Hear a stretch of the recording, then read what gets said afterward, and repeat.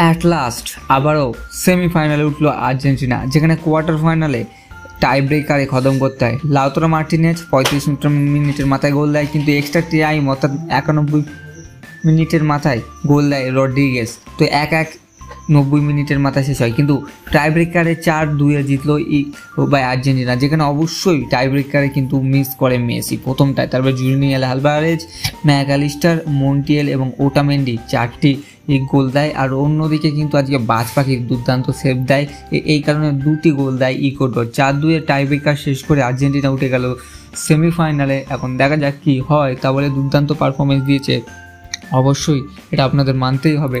আজকের বাজ পাখি কিন্তু ভাই সত্যি ইমিলিয়ানো মার্টিনেজের জন্যই কিন্তু জিতেছে। মেসি মিস করেছে অবশ্যই টাই ব্রেকারে, কিন্তু ইমিলিয়ানো মার্টিনেজ আবারও বাজ পাখি হয়ে দেখালো। তো কেমন লাগছে, সেমিফাইনাল কার সাথে পড়বে সেটা দেখবার বিষয়। তো ভিডিও ভালো লাগলে লাইক, কমেন্ট, শেয়ার সাথে সাবস্ক্রাইব করে আমাদের চ্যানেলের সাথে জুড়ে থাকবেন এরকম ধরনের ভিডিও সবার আগে দেখার জন্য।